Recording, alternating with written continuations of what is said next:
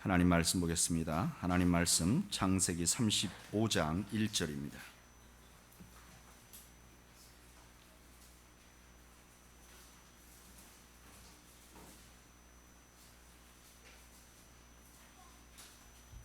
창세기 35장 1절 한 절밖에 되지 않습니다. 다 같이 한 목소리로 읽겠습니다. 시작.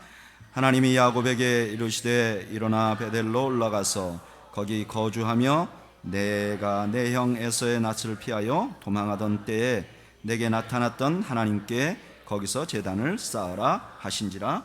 아멘. 기도하겠습니다. 하나님 은혜 감사합니다. 저희들 주일날 주님 전에 나와서 기도하고 하나님 찬양하고 하나님 경배하게 해주셔서 감사합니다. 이것이 우리의 인생의 큰 특권임을 고백합니다. 하나님, 오늘 저희들이 드리는 예배와 찬양과 기도를 주님께서 친히 흠양하여 주시옵소서. 하나님 앞에 찬양 올리고 기도하는 예배하는 모든 성도들의 마음속에 예배자에게 주시고자 작정하신 하나님의 은혜를 한없이 부어 주옵소서. 특별히 자신의 물질을 드린 손길들도 기억하시고 하나님께서 하늘의 신령한 복으로 땅의 풍요로운 복으로 갚아 주시옵소서. 이제 저희가 주의 말씀을 듣고자 합니다. 친히 이 땅의 말씀으로 찾아오신 주님, 저희들에게 말씀하여 주시고 저희가 주의 음성을 듣게 하여 주옵소서. 예수님의 이름으로 기도하옵나이다. 아멘.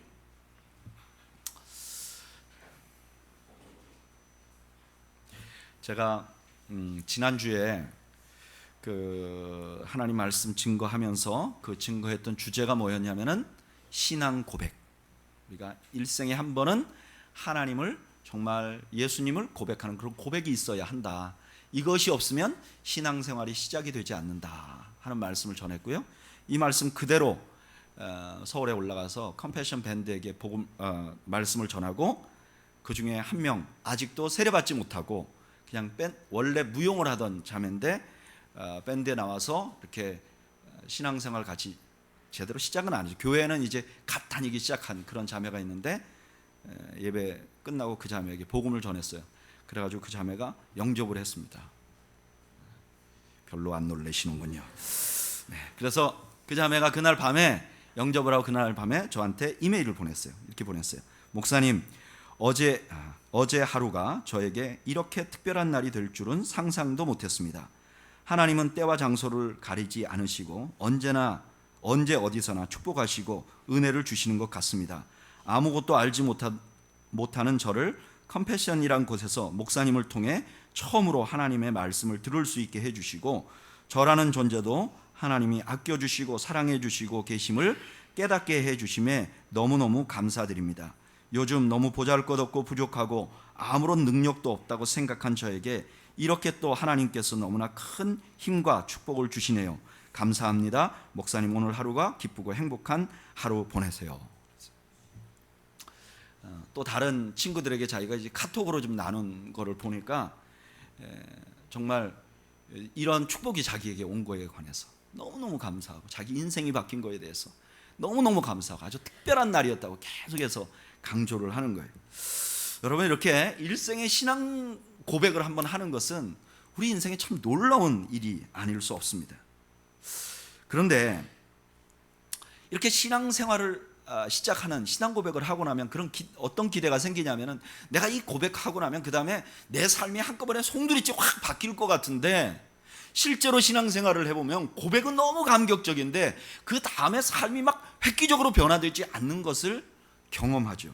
더군다나 그렇게 신앙 고백한 사람들만 모여있는 교회에 보면 어떤 분들은 분명히 신앙 고백을 했는데 세상 사람들만도 못하게 살아가는 사람들이 너무너무 많은 것 같아요. 그래서 세상 사람들에게 손가락질 당하는 경우도 있고 자기 자신도 영적인 기쁨을 전혀 누리지 못하는 경우가 많아요. 그래서 너무나 많은 사람들이 이렇게 생각해요. 신앙 고백이라는 게 우리 신앙에 그렇게 큰 획기적인 일은 아니야. 우리가 신앙 고백하는 거 그거 중요하지. 그렇지만 우리 신앙을 변화시키기에는 너무나 역부족이야.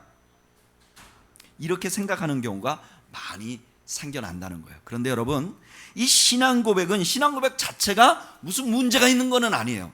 신앙 고백을 하면 우리들의 삶이 송두리째 바뀌어지는 것은 사실이에요. 그런데 우리가 신앙 고백을 하고도 삶이 변화되지 않는 이유는 신앙 고백과 더불어 반드시 있어야 되는 또 하나가 없기 때문에 그래요. 신앙 고백 자체가 잘못된 게 아니라 신앙 고백과 늘 세트로 같이 가야 되는 또 하나 너무너무 중요한 요소가 있는데 이것을 사람들이 기억하지 못하기 때문에, 그것에 관해서 중요하게 생각하지 않기 때문에 삶이 변화가 되지 않는 거예요. 과연 그 요소가 무엇인가? 오늘 성경 본문이 우리에게 알려줘요. 오늘 우리 성경 본문은 이렇습니다. 야곱이 세겜이라는 곳에 가서 땅을 구입해요. 그리고 그곳에다가 제단을 쌓고 그곳 이름을 엘 엘로헤 이스라엘, 하나님 나의 하나님이라고 정합니다. 이게 지난주에 설교 내용이에요.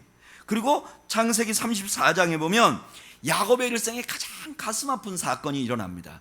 자기의 딸 디나가 세겜성에 놀러 갔다가 그 세겜성 추장의 아들의 추장에게 강간을 당해요. 그리고 그 추장이 그 딸을 자기에게 달라고 합니다. 이 소식을 들은 야곱의 아들들은 막 대노합니다. 당연하죠. 딸을 사랑하는 건 좋아요. 그러면 정식으로 혼인 절차를 밟아야 되는데 그냥 강간을 해버렸으니까 당연히 야곱의 아들들 입장에서는 화가 나죠. 그런데 이 야곱의 아들들이 그 분노를 어떻게 삭혔는가? 세겜의 아버지 하몰에게 이렇게 제안을 합니다. 당신네들이 할례를 안 받았기 때문에 우리가 혼인할 수 없습니다. 당신들이 할례를 받는다면 우리가 내 딸을 줘서 혼인을 맺겠습니다. 이렇게 약속을 합니다. 그리고 그 세겜과 하몰의 그 세겜성에 있는 족장의 남자들이 전부 다 할례를 받았을 때, 성경에 보면 3일 됐을 때 가장 고통스러울 때 이 야곱의 아들들이 가서 특별히 이 디나의 친오빠인 시므온과 레위가 가서 칼을 들고 가서 세겜의 남자들을 다 죽입니다. 그리고 동생을 구출해내요. 그리고 거기 있는 물건을 다 탈취합니다. 그 소식을 나중에 들은 야곱은 너무너무 두려워합니다. 왜냐? 이제 그 자기가 새들어 사는 그 땅에 그 족속들을 다 죽여놨으니 이제 주변에서 그 자기들을 해코자 하는 사람들이 얼마나 많이 생기겠어요.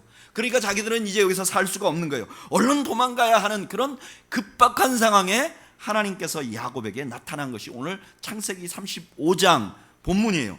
그 나타나서 하나님께서 뭐라고 하셨는가? 두 가지 말씀을 하셨어요. 첫째는 뭐라고 하셨는가? 35장 1절 보면 하나님이 야곱에게 이르시되 어떻게 하라 그러죠?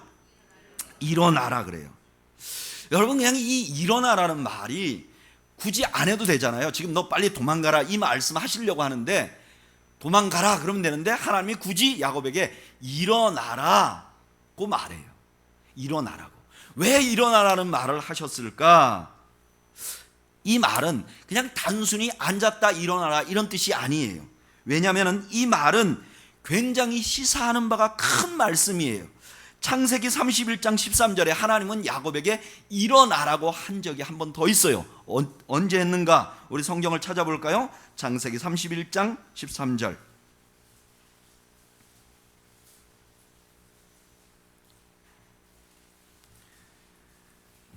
이 말씀은 야곱이 외삼촌 라반의 집에서 사기를 계속 당하는데 그 라반의 집을 떠나게 된 이유가 무엇인지를 야곱이 설명할 때 한 말이에요. 창세기 31장 13절 읽어보죠. 시작. 나는 베델의 하나님이라 내가 거기서 기둥에 기름을 붓고 거기서 내게 서원하였으니 지금 일어나 이곳을 떠나 내 출생지로 돌아가라 하셨느니라. 하나님이 야곱에게 일어나라고 한 번 더 말씀하셨는데 그게 언제냐면은 라반의 집에 있을 때 하나님 나타나셔서 일어나라. 그리고 어디로 가라 그러죠? 출생지로 가라 그래요. 출생지는 어디예요? 가나안 땅이에요. 근데 야곱은 그러니까 뭘 알고 있었냐면 가나안 땅에 가야 한다는 것을 알고 있었어요. 그런데 왜 야곱은 세겜에 머물렀을까요? 왜 가나안 땅으로 가지 않고 세겜 땅에 머물렀을까요? 그 이유를 우리는 창세기 35장 2절에서 4절을 보면 알 수 있어요. 한번 읽어볼까요? 창세기 35장 2절에서 4절까지 읽어보죠. 시작. 야곱이 이에 자기 집안 사람과 자기와 함께한 모든 자에게 이르되 너희 중에 있는 이방 신상들을 버리고 자신을 정결하게 하고 너희들의 의복을 바꾸어 입으라. 우리가 일어나 베델로 올라가자. 내 환난 날에 내게 응답하시며 내가 가는 길에서 나와 함께 하신 하나님께 내가 거기서 제단을 쌓으려 하노라 하매 그들이 자기 손에 있는 모든 이방 신상들과 자기 귀에 있는 귀고리들을 야곱에게 주는지라. 야곱이 그것들을 세겜 근처 상수리 나무 아래 묻고. 아멘. 이 말씀을 보면 야곱의 가족들이 뭘 갖고 있었던 거죠? 우상들을 가지고 있었어요. 그리고 여기 귀걸이라는 것도 점치는 데 쓰는 물건이었어요. 왜 이런 것을 가지고 있었을까? 왜 우상을 가지고 있었을까? 이유는요, 야곱이 추구하는 것이 무엇인가를 보여주는 거예요. 야곱이 뭘 추구했는가? 야곱이 물질적인 풍요를 추구한 거예요. 왜냐하면 그때 당시에 가나안 땅 근처에 있었던 우상들은 대부분 뭐냐면 물질적인 풍요를 얻기 위한 우상들이었어요. 그러니까 야곱의 집에 지금 이렇게 우상이 많은 것은 그 가족들이 우상을 가지고 있는 것을 야곱이 허락했기 때문이고, 그것은 야곱도 똑같이 물질적인 풍요를 추구했다는 것을 알 수 있어요. 그렇기 때문에 야곱의 아들들도 그 세겜성에 가서 남자들을 다 죽이고 물질을 다 노력해 왔던 곳이에요. 여러분, 야곱의 눈에 볼 때는, 그런 세상적인 부를 추구하는 야곱의 눈에 볼 때는 세겜성은 상당히 매력적인 곳이었어요. 첫째는 야곱은 목축업을 하면서 돌아다녔던 사람이에요. 그런 돌아다니는 사람들에게 정착하는 것 자체가 너무너무 좋죠. 그런데 그 정착하려고 했던 세겜성은 야곱 당시에 가나안 땅 전체의 종교 정치의 중심지였어요. 교통 요지였어요. 그래서 지금도 거기 개발을 하면 텔라타라는 그런 도시, 그 고대 도시 형태가 나와 있는데, 개발을 해보니까 거기에 수많은 사람들의 주거지역과 풍요를 누렸던 흔적들이 있다는 거예요. 야곱 눈에 볼 때는 이 세겜이라는 곳이 너무너무 풍요로운 곳이에요. 뿐만 아니라 야곱 눈에 볼 때 이 세겜성은 교통의 요지니까 목축업을 했던 야곱으로서는 무역을 해야 되는데 무역하기 너무 좋은 곳이에요. 외삼촌집 라반에 있는 것보다 세겜에 있으면 부를 축적하기가 너무너무 좋은 거예요. 야곱은요, 하나님을 만났어요. 그리고 자기가 스스로 신앙 고백해요. 엘 엘로에 이스라엘, 하나님 나의 하나님. 신앙 고백을 분명히 했어요. 그런데 뭐가 안 바뀌었냐면은 시각이 안 바뀌었어요. 가치관이 하나도 안 바뀌었어요. 그 야곱이 신앙 고백은 했지만 그 야곱의 생각은 부자가 되는 것에 완전히 몰입해 있었어요. 그러니까 야곱이 세겜에 머물러 있었고, 세겜에 머물러 있었기 때문에 야곱은 딸이 강간당하는 부끄러운 일을 당하게 된 거예요. 창세기 34장 7절에 이렇게 말해요. 이스라엘에게 부끄러운 일, 곧 행하지 못할 일을 행하였다. 그리고 부끄러움만 당한 것이 아니라 갈등과 두려움 속에서 그곳에 살게 돼요. 창세기 34장 30절에 뭐라 그러냐면 이렇게 말해요. 나는 수가 적은즉 그들이 모여 나를 치고 나를 죽이리니 그러면 나와 내 집이 멸망하리라. 야곱이 신앙 고백을 하고 여전히 굉장히 중요한 신앙의 변화를, 획기적인 변화를 가져왔지만 그의 눈이 여전히 세상을 추구하니까 그 땅에서 부끄러움과 두려움 속에서 살게 된 거예요. 여러분, 이런 일은 오늘날 수많은 크리스찬들도 반복합니다. 주님을 만나가지고 감격적인 신앙 고백을 해요. 그리고 그 다음날부터 교회를 나가요. 그러나 그들은 여전히 예전 사람이에요. 예전에 좋아하던 거 그대로 좋아하고, 예전에 인생의 목표가 그대로 지금도 인생의 목표고, 아무것도 달라진 것이 없는 거예요. 그러니까 세상 사람들에게 손가락질 당하는 거예요. 여러분, 그리스도인들이 세상 사람들에게 손가락질 받는 것은 공부를 못해서도 아니고 돈을 못 벌어서도 아니고 성공을 못해서도 아니에요. 세상 사람들이 볼 때 너나 나나 똑같이 보이기 때문에 손가락질 당하는 거예요. 여러분, 교회가 세상에 욕을 먹는 근본 이유도 마찬가지예요. 세상의 눈에 교회가 세상과 다른 점이 없다고 느끼기 때문에 교회를 비난하는 거예요. 교회도 보면 크게 되려고 해요. 나도 사업하는데 크게 하고 싶어요. 똑같다는 거예요. 그러니까 사업가의 눈에 교회가 사업처럼 보이는 거예요.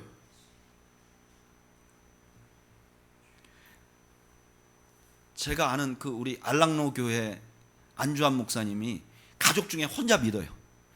큰 형님들은 나 사업하는 분들이세요.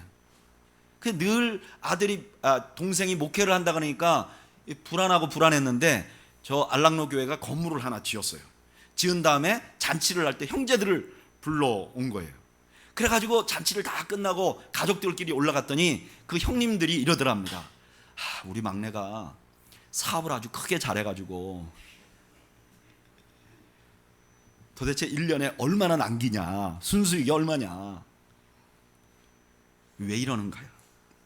이유는 그들이 보기에 교회가 똑같은 방법을 하고 있기 때문에 그런 거예요.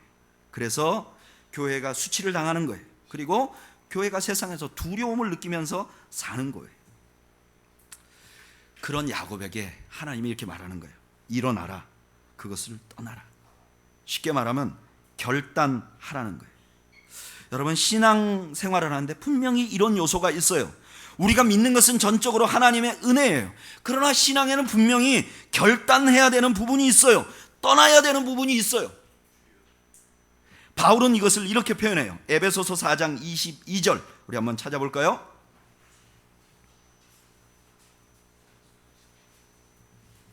에베소서 4장 22절.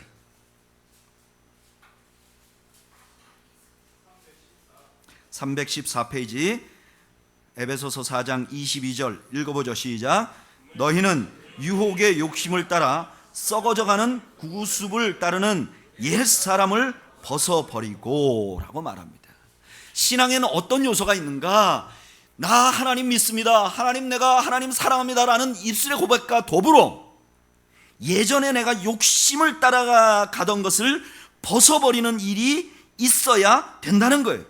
옛날에 추구하던 것을 끊어야 된다는 거예요. 내가 하던 것을 중단해야 된다는 거예요.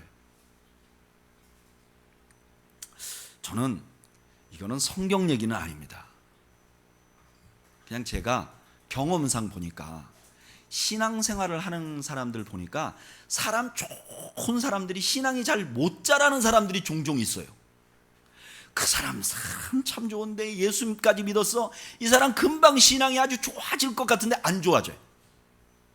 근데 어떤 사람은 저거 인간 쓰레기다 그러는데 딱 예수 믿고 그 다음에 사람이 확 바뀌는 걸 봐요. 왜 그런가? 보면 결단력의 문제예요. 결단력의 문제.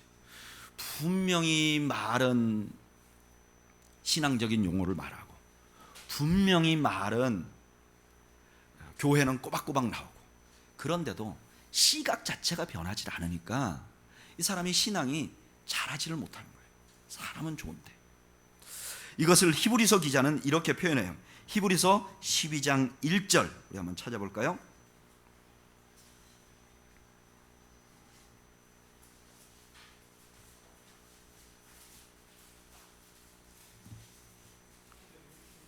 (366페이지) 신약 366페이지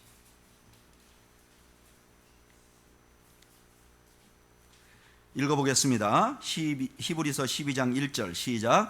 이러므로 우리에게 구름같이 둘러싼 허다한 증인들이 있으니 모든 무거운 것과 얽매이기 쉬운 죄를 벗어버리고 인내로서 우리 앞에 당한 경주를 하며. 이 말씀은 고대 올림픽 경기를 배경으로 하고 있어요. 여러분들도 잘 아시다시피 고대 올림픽 경기의 가장 기초적인 운동은 달리기였어요. 그런데 이 달리기를 할 때 그때 당시는 옷을 완전히 벗고 뛰었어요. 아무것도 입지 않고. 남자들만의 경기였기 때문에. 그래서 달리기를 하는 사람들은 당연히 옷을 벗고 뛰어요. 근데 그때 의복이라는 것이 어떤 것이냐? 요즘같이 이렇게 스포츠웨어가 있는 게 아니고 그때는 모두가 다 통옷이었어요. 속에 통옷을 하나 입고 겉에 또 다른 옷을 두르거나 입었어요. 그래서 고대의 로마인들은 이 허리띠를 매지 않으면 달릴 수가 없었어요. 전투에 반드시 필요한 게 이 허리띠였어요. 그런데 만약에 누군가가 올림픽 경기에 나가서 자기가 평소에 입던 옷을 입고 뛴다고 하면 이 사람은 아무리 유능해도 제대로 뛸 수가 없어요. 뛰면 뛸수록 힘들어요. 포기하게 돼요. 이걸 그대로 히브리서 기자가 말하는 거예요. 우리가 신앙 고백을 하잖아요. 그러면 신앙생활 시작한 건 달리기 하는 것과 똑같아요. 그런데 달리기 하는 사람이 누더누더 옷을 입고 뛰는 사람이 아무도 없듯이 우리가 신앙생활 제대로 하려면 어떻게 해야 되는가? 우리가 과거에 생각하던 걸 벗어버려야 된다는 거예요. 너무나 많은 사람들이 이렇게 생각해요. 내가 신앙생활은 하지만 과거에 내가 가지고 있던 욕심과 내가 가지고 추구하던 것을 놔버리면 내가 무언가 더 손해보고 더 힘들어질 거라고 생각해요. 그렇지 않아요. 신앙생활을 시작하면 결단해야 될 필요가 있어요. 어느 날 내 마음에 걸리는 부분이 있어요. 그럼 누구나 다 있어요. 그러면 그걸 잘라낼 수 있어야 해요. 우리나라에서는 흔히 이런 설교를 하면 목사님이 술 끊으라고 하는가 보다, 담배 끊으라고 하는가 보다. 여러분, 술은 간을 해쳐요. 담배는 폐를 해쳐요. 그러나 영혼을 해치는 죄가 얼마나 많은지 몰라요.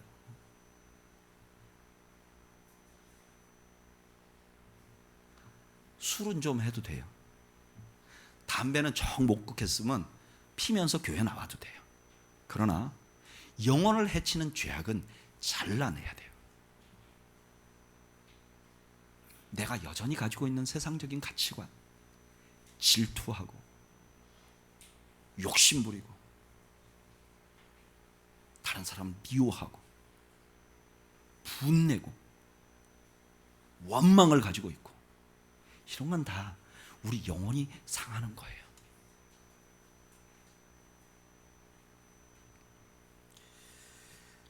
물론 이런 것이 잘 못한다고 구원이 없는 건 아니에요. 그러나 그래도 구원은 받을 수 있어요. 그러나 신앙이 자라질 못해요. 그러니까 매일 수치를 당하는 거예요. 누구에게? 사탄에게 수치를 당하는 거예요.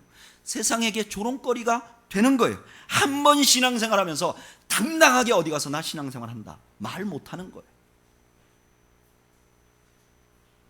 여러분, 무엇이 여러분들의 마음을 힘들게 합니까?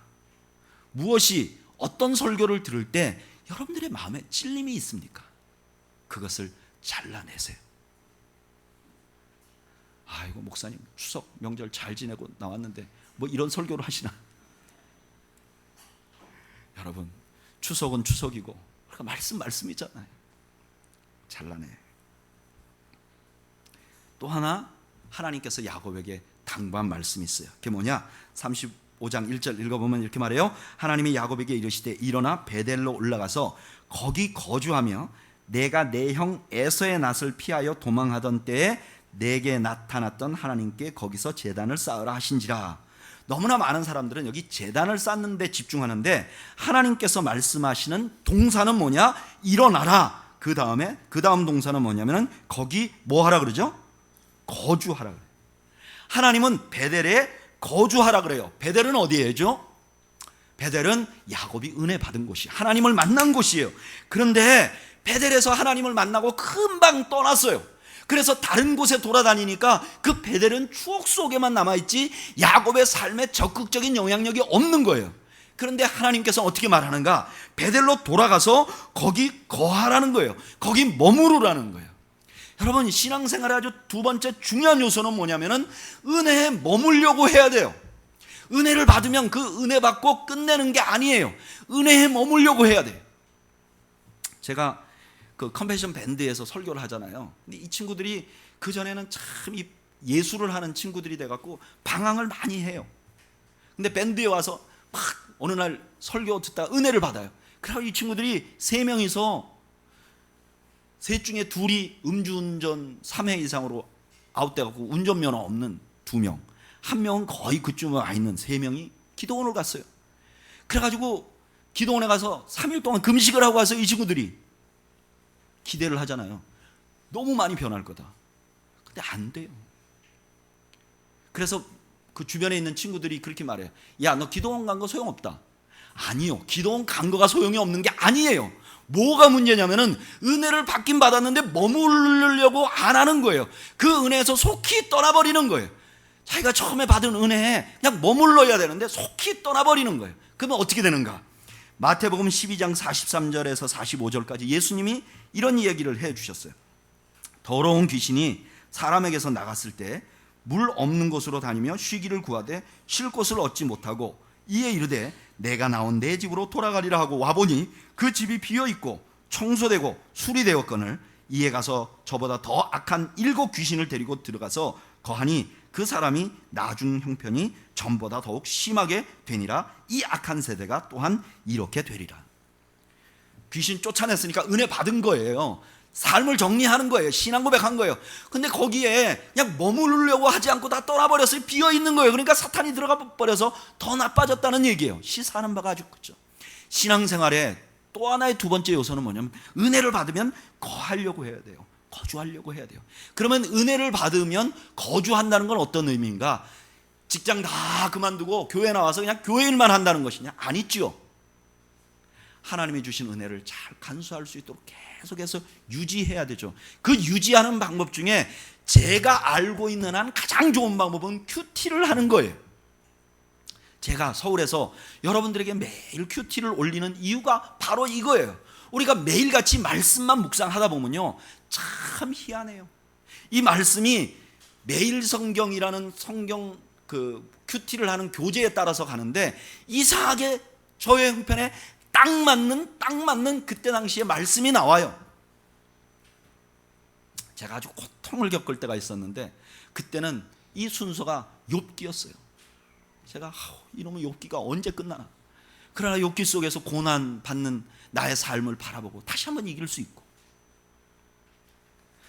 내 마음을 시원하게 하는 좋은 일들이 일어날 때 사무엘하 묵상하면서 다윗의 삶을 보면서 더 겸비하게 만들고 매일같이 말씀 묵상하면 매일같이 그 말씀 속에서 내가 새로워질 수 있는 거예요. 그래서 여러분, 우리가 주일날 와서 부흥회 때 한번 은혜 받는 일보다 훨씬 중요한 게 매일 성경을 읽는 거예요. 매일 묵상을 하는 거예요. 그러면 그게 바로 은혜에 머물게 하는 거예요. 제가 큐티를 올리잖아요. 두 군데 올려요. 우리는 교회 공동체 그리고 컴패션 밴드에다 올려요. 근데 이 컴패션 밴드의 청년들이 이렇게 생각하는 거예요. 목사님이 큐티를 올리는구나. 이거 일로 하는 줄 아는 거예요. 근데 제가 추석 때도 다 계속 올리죠. 단기 선교 가가지고 밤낮이 바뀌어도 올리죠. 그러니까 이 사람들이 이렇게 생각하는 거예요. 아, 목사님이 가장 중요하게 생각하는 게 뭐냐? 큐티라는 거예요. 그래서 지금 밴드 멤버들이 8명씩 9명씩 조를 나눠가지고 카카오톡 밴드를 자기네끼리 만든 다음에 그룹을 만든 다음에 자기가 그날 큐티를 했으면 올려요. 1번, 2번, 3번, 4번, 12번 매일 올려요. 지금도 올리고 있어요. 우리는 교회 성도들은 제가 큐티 올린데 아멘 해요. 근데 제가 큐티 올린 것만 보면 안 돼요. 그 본문을 읽고 그 본문에서 하나님이 나에게 무엇을 말씀하실까 계속 들어야 돼요. 여러분, 이런 일은 좀 지루해요. 어떤 때는 좀 힘들어요. 그런데 이것을 계속 하다 보면 나도 모르는 변화가 생겨요. 어떤 변화가 생기는가? 저를 따라야죠. 첫째, 성숙하게 됩니다. 우리 35장 10절 읽어볼까요?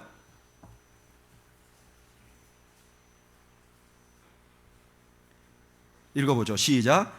하나님이 그에게 이르시되 내 이름이 야곱이지만은 내 이름을 다시는 야곱이라 부르지 않겠고 이스라엘이 내 이름이 되리라 하시고 그가 그의 이름을 이스라엘이라 부르시고. 아멘.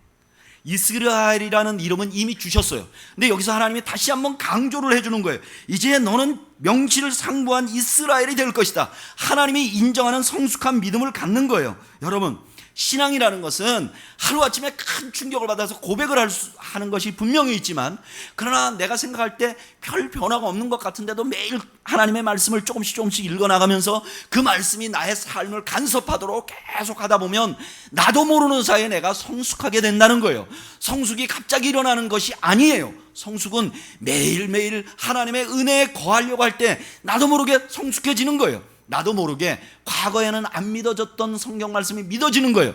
나도 모르게 과거에 나한테 이 정도 자극했으면 내가 대포화를 준비하고 있어야 될 성품인데 나도 모르게 그게 이해가 되고 용납이 되는 거예요. 나도 몰라요. 왜 그렇게 됐는지. 여러분, 하나님의 말씀은 우리의 삶을 변화시킬 수 있어요. 믿으십니까? 하나님의 은혜는 우리를 변화시킬 수 있어요. 우리가 신앙생활이 문제가 있어 성숙하지 않는 게 아니에요. 결단하고 머물려고 하지 않기 때문에 성숙하지 않는 거예요. 또 하나, 두 번째로 이렇게 결단하고 은혜에 머물려고 하면 저를 따라하죠. 하나님이 나의 삶을 이끌고 가시는 것을 경험하게 됩니다. 우리 창세기 35장 11절 12절을 한번 읽어볼까요? 이스라엘이라 부르시고 나서 뭐라고 말씀하시는가 읽어보겠습니다. 시작. 하나님이 그에게 이르시되 나는 전능한 하나님이라 생육하며 번성하라. 한 백성과 백성들의 총회가 내게서 나오고 왕들이 내 허리에서 나오리라. 내가 아브라함과 이삭에게 준 땅을 내게 주고 내게 내 후손에게도 그 땅을 주리라 하시고 아멘. 땅을 누가 주시겠다는 거죠? 하나님이 주시겠다는 거예요. 야곱이 땅을 달라고 안 했어요.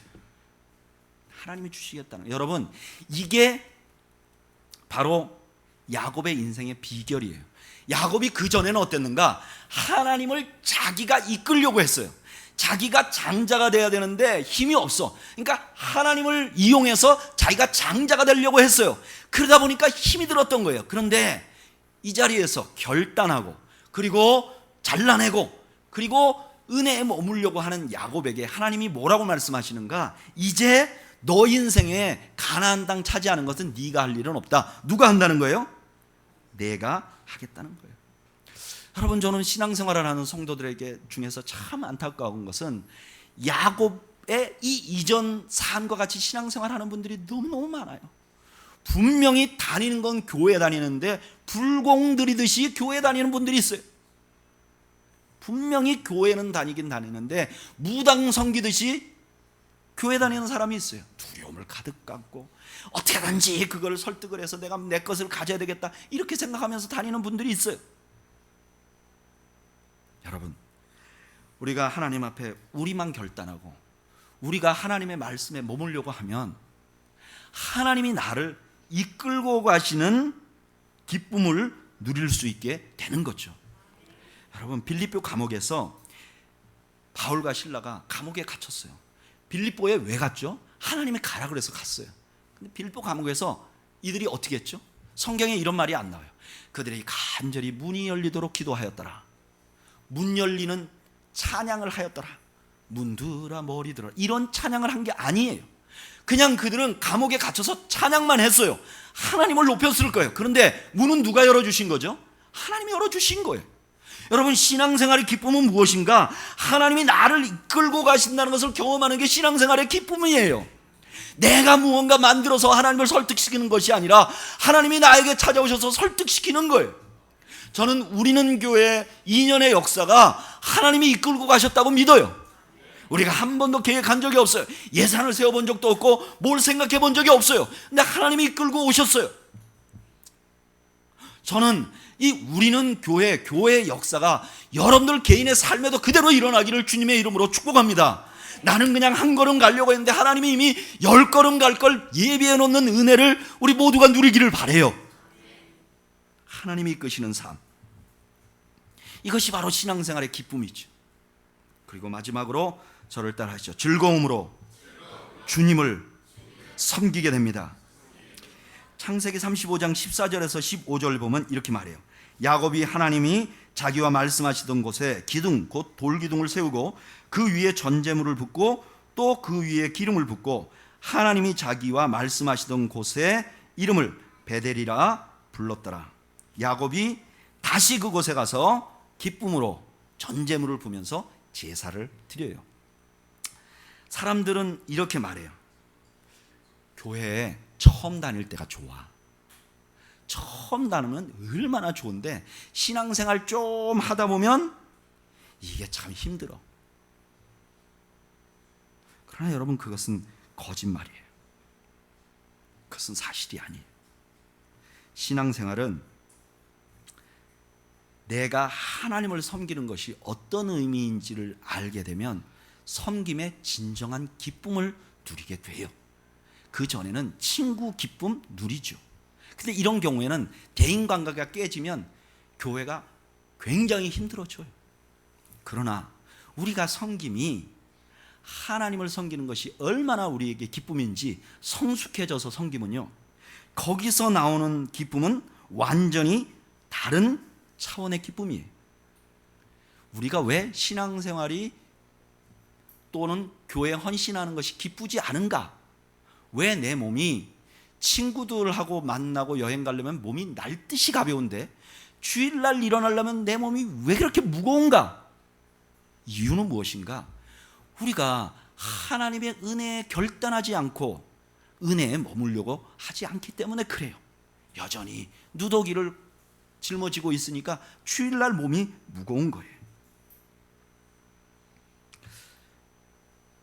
나의 섬김이 하나님께 어떤 기쁨이 될까 상상하면 사람들이 해주는 몇 마디 격려는 아무것도 아니에요. 하나님이 오셔서 내 머리를 쓰다듬으며 격려하는 거죠. 고맙다.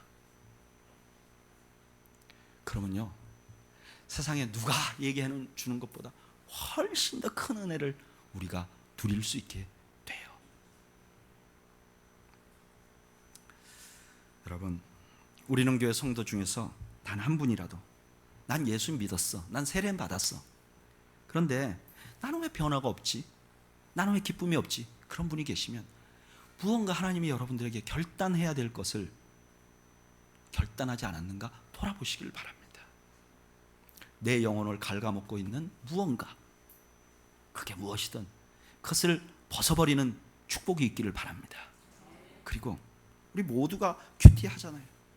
모두 주일날 말씀 듣잖아요. 우리가 함께 나와서 말씀 듣고 또 큐티, 흩어지면 큐티 하면서 말씀에 머무르려고 계속 애를 써서 나도 모르는 사이에 성숙해서 하나님이 이끄시는 인생, 섬김의 기쁨을 누리는 인생이 되기를 축복합니다.